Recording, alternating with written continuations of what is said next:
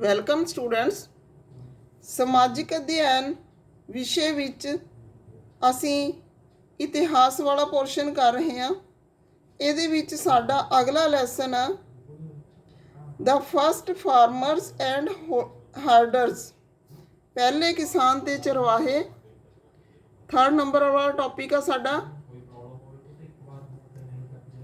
ਵਿਭਿੰਨ ਪ੍ਰਕਾਰ ਦੇ ਭੋਜਨ, ਖੇਤੀਬਾੜੀ ਤੇ ਪਸ਼ੂ ਪਾਲਣ ਦੀ ਸ਼ੁਰੂਆਤ। ਇਹਨਾਂ ਤੋਂ ਅਸੀਂ ਸ਼ੁਰੂ ਕਰਾਂਗੇ ਲੈਸਨ। ਅਸੀਂ ਜਿਹੜੇ ਅਲੱਗ-ਅਲੱਗ ਤਰ੍ਹਾਂ ਦੇ ਭੋਜਨ ਖਾਂਦੇ ਆ, ਇਹਨਾਂ ਦਾ ਬਹੁਤ ਜ਼ਿਆਦਾ ਹਿੱਸਾ ਹੈ ਜਿਹੜਾ ਉਹ ਫਸਲਾਂ ਜਿਹੜੀਆਂ ਖੇਤਾਂ 'ਚ ਉਗਾਈਆਂ ਜਾਂਦੀਆਂ ਤੇ ਪਸ਼ੂਆਂ ਤੋਂ ਮਿਲਦਾ ਹੈ। ਭਿੰਨ ਪ੍ਰਕਾਰ ਦੀਆਂ ਫਸਲਾਂ ਉਗਾਉਣ ਲਈ ਭਿੰਨ ਪ੍ਰਕਾਰ ਦੇ ਜਲਵਾਯੂ ਦੀ ਲੋੜ ਪੈਂਦੀ ਹੈ।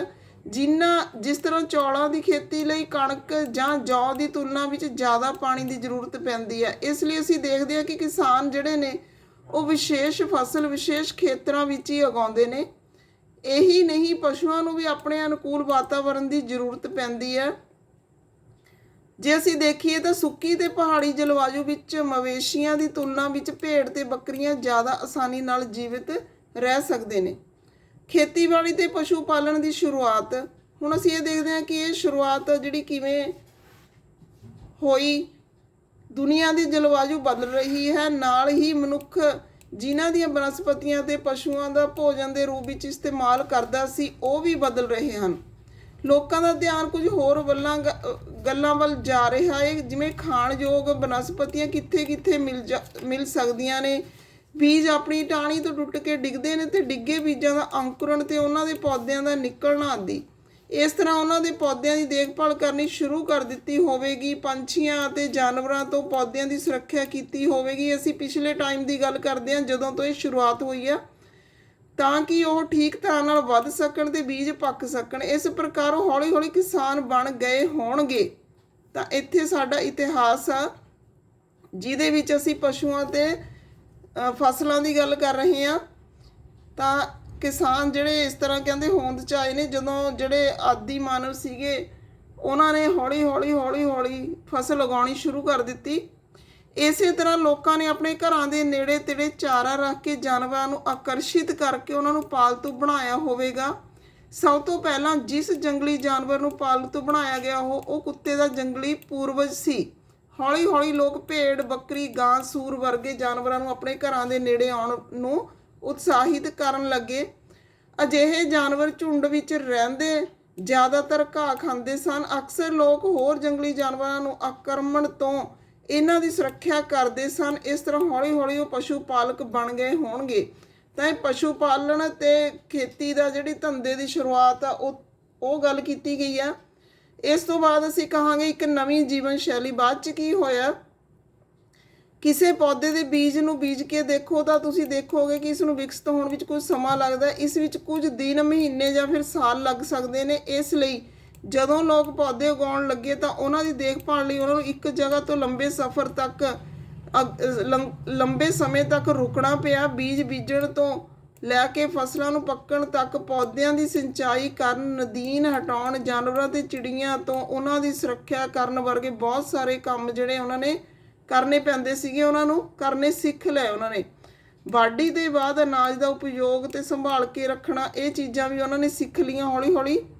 ਅਨਾਜ ਨੂੰ ਭੋਜਨ ਤੇ ਬੀਜ ਦੋਨਾਂ ਦੇ ਰੂਪਾਂ ਵਿੱਚ ਬਚਾ ਕੇ ਰੱਖਣਾ ਜ਼ਰੂਰੀ ਸੀ। ਇਸ ਲਈ ਲੋਕਾਂ ਨੇ ਇਸ ਦੇ ਭੰਡਾਰਨ ਦੀ ਗੱਲ ਸੋਚਣੀ ਸ਼ੁਰੂ ਕੀਤੀ। ਬਹੁਤ ਸਾਰੇ ਇਲਾਕਿਆਂ ਵਿੱਚ ਲੋਕਾਂ ਨੇ ਵੱਡੇ ਭੰਡਾਰ ਗ੍ਰਹਿ ਬਣਾਏ, ਟੋਕਰੀਆਂ ਬੁਣੀਆਂ ਜਾਂ ਫਿਰ ਜ਼ਮੀਨ ਵਿੱਚ ਟੋਏ ਪੁੱਟੇ। ਅੱਗੇ ਜਾਨਵਰ ਦੀ ਗੱਲ ਆ। ਚੱਲਦੇ ਫਿਰਦੇ ਖਾਦ ਪਦਾਰਥ, ਜਾਨਵਰ ਬੱਚੇ ਦਿੰਦੇ ਹਨ ਜਿਸ ਨਾਲ ਉਹਨਾਂ ਦੀ ਜਨਸੰਖਿਆ ਜਿਹੜੀ ਵੱਧਦੀ ਆ। ਜੇਕਰ ਜਾਨਵਰਾਂ ਦੀ ਦੇਖਭਾਲ ਕੀਤੀ ਜਾਵੇ ਤਾਂ ਉਹਨਾਂ ਦੀ ਸੰਖਿਆ ਤਾਂ ਵੱਧਦੀ ਹੈ, ਨਾਲ ਹੀ ਉਹਨਾਂ ਤੋਂ ਦੁੱਧ ਵੀ ਪ੍ਰਾਪਤ ਹੋ ਸਕਦਾ। ਭੋਜਨ ਦਾ ਇੱਕ ਚੰਗਾ ਸਰੋਤ ਜੋ ਮੰਨਿਆ ਜਾਂਦਾ ਹੈ। ਇਹੀ ਨਹੀਂ, ਜਾਨਵਰਾਂ ਤੋਂ ਸਾਨੂੰ ਮਾਸ ਵੀ ਮਿਲਦਾ। ਦੂਜੇ ਸ਼ਬਦਾਂ ਵਿੱਚ ਅਸੀਂ ਗੱਲ ਕਰੀਏ ਤਾਂ ਪਸ਼ੂ ਪਾਲਣ ਭੋਜਨ ਦੇ ਭੰਡਾਰਨ ਦਾ ਹੀ ਇੱਕ ਤਰੀਕਾ ਹੈ। ਸ਼ੁਰੂਆਤੀ ਕਿਸਾਨਾਂ ਤੇ ਪਸ਼ੂ ਪਾਲਕਾਂ ਬਾਰੇ ਜਾਣਕਾਰੀ।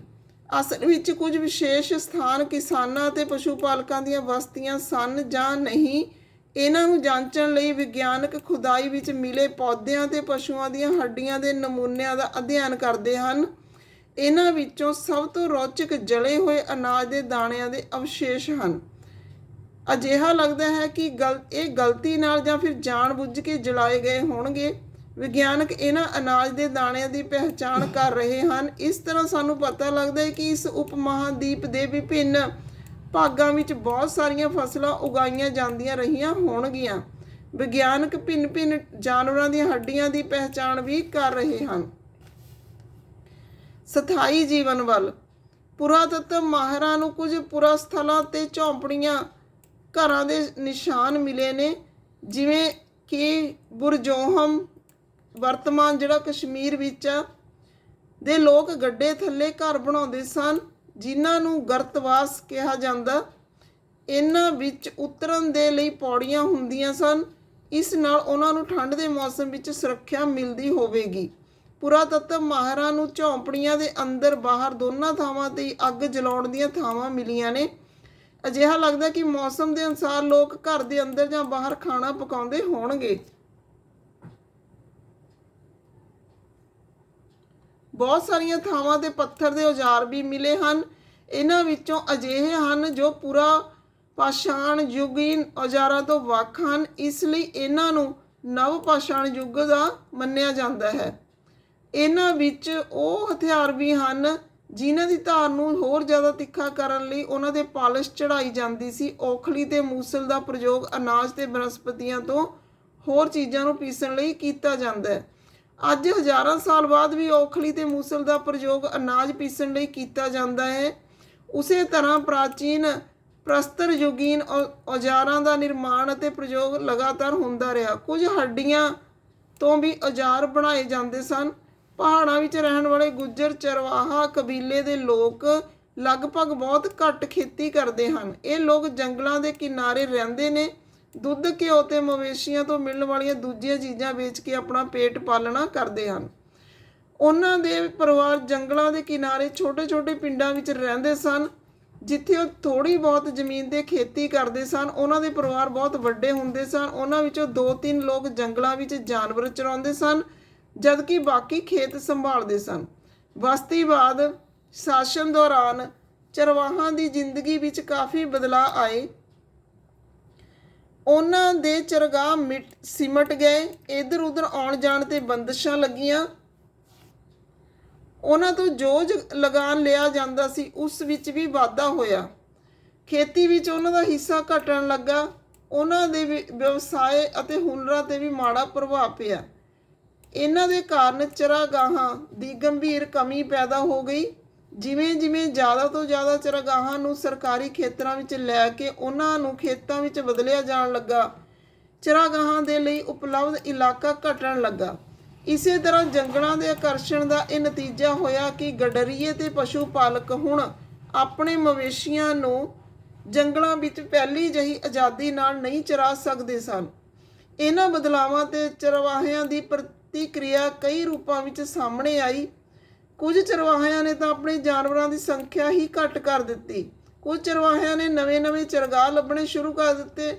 ਉਦਾਹਰਨ ਦੇ ਤੌਰ 'ਤੇ ਜੇ ਅਸੀਂ ਗੱਲ ਕਰੀਏ, ਊਂਟ ਤੇ ਭੇਡ ਪਾਲਣ ਵਾਲੇ ਜਿਹੜੇ ਲੋਕ ਸੀਗੇ 1947 ਤੋਂ ਬਾਅਦ ਨਾ ਤਾਂ ਸਿੰਧ ਵਿੱਚ ਦਾਖਲ ਹੋ ਸਕਦੇ ਸਨ ਤੇ ਨਾ ਹੀ ਸਿੰਧੂ ਨਦੀ ਦੇ ਕਿਨਾਰੇ ਆਪਣੇ ਜਾਨਵਰਾਂ ਨੂੰ ਚਰਾ ਸਕਦੇ ਸਨ।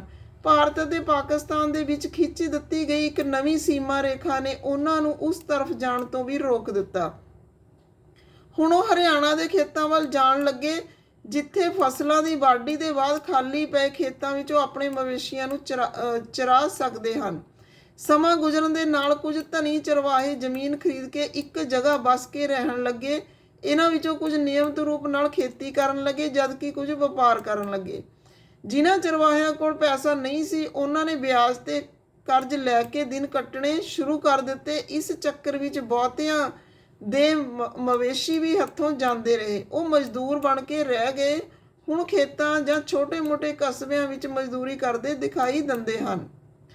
ਇਸੇ ਤਰ੍ਹਾਂ ਭਾਰਤੀ ਕਿਸਾਨ ਦੀ ਗੱਲ ਕਰਾਂਗੇ ਅਸੀਂ। 1757 ਈਸਵੀ ਦੇ ਪਲਾਸੀ ਦੇ ਯੁੱਧ ਦੇ ਬਾਅਦ ਭਾਰਤ ਵਿੱਚ ਹੌਲੀ-ਹੌਲੀ ਅੰਗਰੇਜ਼ੀ ਰਾਜ ਸਥਾਪਿਤ ਹੋ ਗਿਆ ਸੀ। ਬਸਤੀਵਾਦ ਸ਼ਾਸਨ ਦੇ ਦੌਰਾਨ ਭਾਰਤ ਦੇ ਪੇਂਡੂ ਖੇਤਰਾਂ ਵਿੱਚ ਕਾਫੀ ਬਦਲਾਅ ਆਏ। ਅੰਗਰੇਜ਼ ਸਰਕਾਰ ਲਈ ਰਾਜਸਵ ਸਰਕਾਰੀ ਆਮਦਨ ਦਾ ਇੱਕ ਵੱਡਾ ਸਰੋਤ ਸੀ। ਸਰਕਾਰ ਆਪਣੀ ਆਮਦਨ ਵਧਾਉਣ ਲਈ ਭੂ ਰਾਜਸਵ ਮੀਂਜ ਲਗਾਨ ਦੀ ਇੱਕ ਨਿਯਮਿਤ ਵਿਵਸਥਾ ਕਰਨਾ ਚਾਹੁੰਦੀ ਸੀ। ਇਸ ਨੀਤੀ ਦੇ ਅੰਤਰਗਤ ਰਾਜਸਵ ਦੀ ਦਰ ਅਤੇ ਖੇਤੀ ਦਾ ਖੇਤਰ ਵਧਾਉਣ ਦੀ ਕੋਸ਼ਿਸ਼ ਕੀਤੀ ਗਈ। ਜਿਵੇਂ ਜਿਵੇਂ ਖੇਤੀ ਦਾ ਖੇਤਰ ਵੱਧਦਾ ਗਿਆ, ਜੰਗਲ ਤੇ ਚਰਾਗਾਹ ਘੱਟ ਹੋਣ ਲੱਗੇ। ਕਿਸਾਨਾਂ ਅਤੇ ਚਰਾਗਾਹਾਂ ਦੇ ਨਿਰਭਰ ਸਮੁਦਾਇਆਂ ਨੂੰ ਇਸ ਕਾਰਨ ਕਈ ਸਮੱਸਿਆਵਾਂ ਦਾ ਸਾਹਮਣਾ ਕਰਨਾ ਪਿਆ।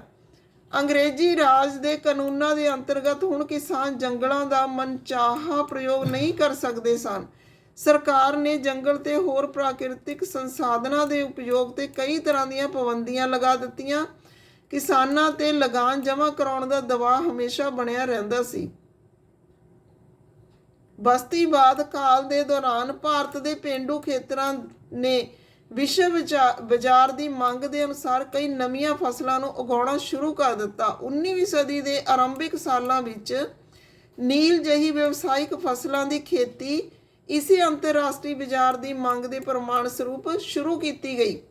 ਸਦੀ ਦੇ ਅੰਤ ਹੁੰਦੇ ਹੁੰਦੇ ਇੱਥੇ ਕਿਸਾਨ ਗੰਨਾ, ਕਪਾਹ, ਜੂਟ, ਕਣਕ ਅਤੇ ਹੋਰ ਅਜਿਹੀਆਂ ਨਿਰਯਾਤ ਆਧਾਰਿਤ ਫਸਲਾਂ ਪੈਦਾ ਕਰਨ ਲੱਗੇ ਸਨ। ਇਹ ਫਸਲਾਂ ਯੂਰਪ ਦੀ ਸ਼ਹਿਰੀ ਆਬਾਦੀ ਅਤੇ ਇੰਗਲੈਂਡ ਸਥਿਤ ਲੰਕਾਸ਼ਾਇਰ ਅਤੇ ਮਾਨਚੈਸਟਰ ਦੀਆਂ ਕੱਪੜਾ ਮਿੱਲਾਂ ਦੀ ਜ਼ਰੂਰਤਾਂ ਨੂੰ ਪੂਰਾ ਕਰਨ ਲਈ ਪੈਦਾ ਕੀਤੀਆਂ ਜਾ ਰਹੀਆਂ ਸਨ।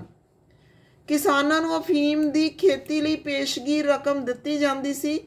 ਬੰਗਾਲ ਤੇ ਬਿਹਾਰ ਦੇ ਪੇਂਡੂ ਖੇਤਰਾਂ ਵਿੱਚ ਗਰੀਬ ਕਿਸਾਨਾਂ ਦੀ ਇੱਕ ਵੱਡੀ ਆਬਾਦੀ ਅਜਿਹੀ ਸੀ ਜੋ ਹਰ ਸਮੇਂ ਆਰਥਿਕ ਸੰਕਟ ਨਾਲ ਘਿਰੀ ਰਹਿੰਦੀ ਸੀ। ਭੂ ਮਾਲਕਾਂ ਨੂੰ ਕਰ ਚੁਕਾਉਣਾ ਜਾਂ ਆਪਣੇ ਲਈ ਭੋਜਨ ਤੇ ਕੱਪੜੇ ਦਾ ਪ੍ਰਬੰਧ ਕਰਨਾ ਉਹਨਾਂ ਲਈ ਹਮੇਸ਼ਾ ਹੀ ਮੁਸ਼ਕਲ ਬਣਿਆ ਰਹਿੰਦਾ ਸੀ। 1780 ਦੇ ਬਾਅਦ ਪਿੰਡ ਦੇ ਮੁਖੀ ਇਹਨਾਂ ਕਿਸਾਨਾਂ ਨੂੰ ਅਫੀਮ ਪੈਦਾ ਕਰਨ ਲਈ ਪੇਸ਼ਗੀ ਰਕਮ ਦੇਣ ਲੱਗੇ। ਕਰਜ਼ੇ ਦੀ ਸੁਵਿਧਾ ਇਹਨਾਂ ਕਿਸਾਨਾਂ ਲਈ ਵੱਡੀ ਰਾਹਤ ਬਣ ਕੇ ਆਈ। ਕਰਜ਼ੇ ਦੀ ਸੁਵਿਧਾ ਚੱਲਦੇ ਕਿਸਾਨ ਨਾ ਕੇਵਲ ਆਪਣੀਆਂ ਤਤਕਾਲੀਨ ਜ਼ਰੂਰਤਾਂ ਨੂੰ ਪੂਰਾ ਕਰ ਪਾਉਂਦੇ ਸਨ, ਬਲਕਿ ਪਹਿਲਾਂ ਤੋਂ ਲੈ ਕਰਜ਼ੇ ਨੂੰ ਵੀ ਅਦਾ ਕਰਨ ਦੀ ਹਾਲਤ ਵਿੱਚ ਆ ਜਾਂਦੇ ਸਨ। ਪਰੰਤੂ ਇਸ ਕਰਜ਼ ਵਿਵਸਥਾ ਦੇ ਨਾਲ ਨਾਲ ਇੱਕ ਖਰਾਬ ਗੱਲ ਇਹ ਜੁੜੀ ਕਿ ਕਰਜ਼ ਲੈਂਦੇ ਹੀ ਕਿਸਾਨ ਪਿੰਡ ਦੇ ਪ੍ਰਧਾਨ ਜਾਂ ਸਰਕਾਰ ਦੇ ਗੁਲਾਮ ਬਣ ਜਾਂਦੇ ਸਨ। ਇਹਨਾਂ ਕਿਸਾਨਾਂ ਤੱਕ ਇਹ ਰਕਮ ਅਫੀਮ ਦੇ ਸਰਕਾਰੀ ਏਜੰਟਾਂ ਦੁਆਰਾ ਪਹੁੰਚਦੀ ਸੀ। ਇੱਕ ਵਾਰ ਕਰਜ਼ਾ ਲੈਣ ਤੋਂ ਬਾਅਦ ਕਿਸਾਨ ਅਫੀਮ ਬੀਜਣ ਤੋਂ ਮਨਾ ਨਹੀਂ ਕਰ ਸਕਦੇ ਸਨ। ਇਸ ਵਿਵਸਥਾ ਦੇ ਅੰਤਰਗਤ ਕਿਸਾਨਾਂ ਨੂੰ ਇੱਕ ਨਿਸ਼ਚਿਤ ਖੇਤਰਫਲ ਵਿੱਚ ਅਫੀਮ ਬੀਜਣੀ ਪੈਂਦੀ ਸੀ।